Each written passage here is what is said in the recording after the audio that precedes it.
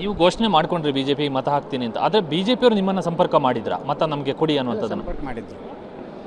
ನಮ್ಮ 2 ದಿವಸದಿಂದ ಅಶ್ವಥ್ ನಾರಾಯಣ ಅವ್ರು ಫೋನ್ ಮಾಡಿದ್ರು, ನೀನು ಅಶೋಕ್ ಅವ್ರು ಫೋನ್ ಮಾಡಿದ್ರು.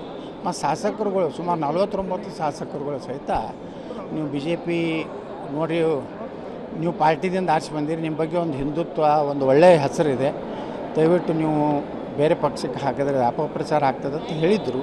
ಕೆಲವೊಂದು ಮಂದಿ ಜನ ಸಲಹೆ ಕೊಟ್ಟಿದ್ದರು. ಮತ್ತು ಅಶೋಕ್ ಅವರು ನಾನು ಮಧ್ಯಾಹ್ನದಾಗ ಮಾತಾಡಿದ್ರು, ಅವ್ರು ಬಿಡಿದಿಂದ ಬರುವಾಗ ಎಲ್ಲ ಹೇಳಿದ್ಮೇಲೆ ನಾನು ಆತ್ಮಸಾಕ್ಷಿಯಾಗಿ ಮತ ಹಾಕಿದ್ದೇನೆ. ಬಿಜೆಪಿ ರಾಜ್ಯಾಧ್ಯಕ್ಷರು ನಿಮ್ಮ ಮತವನ್ನು ಕೇಳಲಿಲ್ವಾ? ಇಲ್ಲ, ನಾನು ಅವ್ರಿಗೆ ಮಾತಾಡೋ ಪ್ರಶ್ನೆನೇ ಇಲ್ಲ.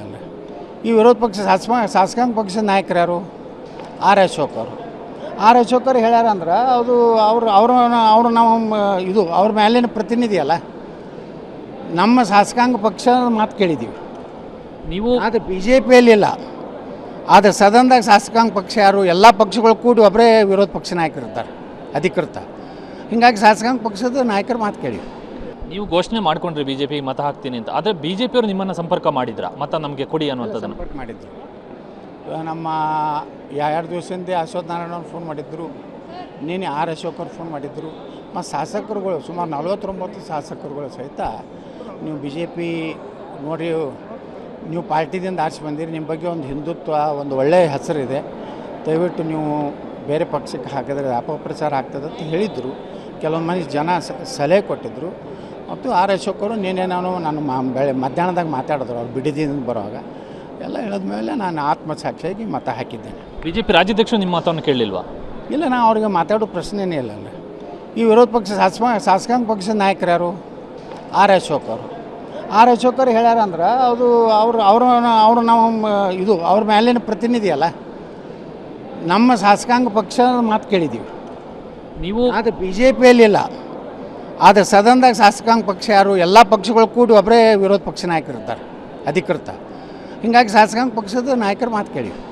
ನೀವು ಘೋಷಣೆ ಮಾಡ್ಕೊಂಡ್ರಿ ಬಿಜೆಪಿ ಮತ ಹಾಕ್ತೀನಿ ಅಂತ. ಆದರೆ ಬಿಜೆಪಿಯವರು ನಿಮ್ಮನ್ನು ಸಂಪರ್ಕ ಮಾಡಿದ್ರ ಮತ ನಮಗೆ ಕೊಡಿ ಅನ್ನುವಂಥದ್ದನ್ನು ಸಂಪರ್ಕ ಮಾಡಿದ್ರು. ನಮ್ಮ 2 ದಿವಸದಿಂದ ಅಶ್ವಥ್ ನಾರಾಯಣ ಅವ್ರು ಫೋನ್ ಮಾಡಿದ್ರು, ನೀನು ಅಶೋಕ್ ಅವ್ರು ಫೋನ್ ಮಾಡಿದ್ರು.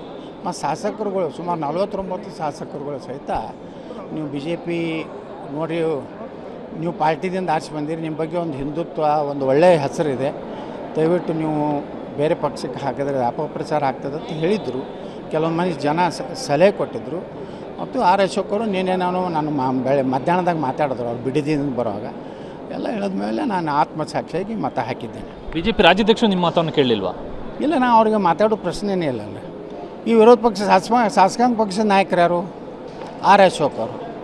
ಅಶೋಕ್ ಅವರು ಹೇಳ್ಯಾರಂದ್ರೆ ಅದು ಅವರು ನಾವು ಇದು ಅವ್ರ ಮೇಲಿನ ಪ್ರತಿನಿಧಿ ಅಲ್ಲ, ನಮ್ಮ ಶಾಸಕಾಂಗ ಪಕ್ಷದ ಮಾತು ಕೇಳಿದ್ದೀವಿ ನೀವು. ಅದು ಬಿ ಜೆ ಪಿಯಲ್ಲಿಲ್ಲ, ಆದರೆ ಸದನದಾಗ ಶಾಸಕಾಂಗ ಪಕ್ಷ ಯಾರು? ಎಲ್ಲ ಪಕ್ಷಗಳು ಕೂಡಿ ಒಬ್ಬರೇ ವಿರೋಧ ಪಕ್ಷ ನಾಯಕರು ಇರ್ತಾರೆ, ಅಧಿಕೃತ.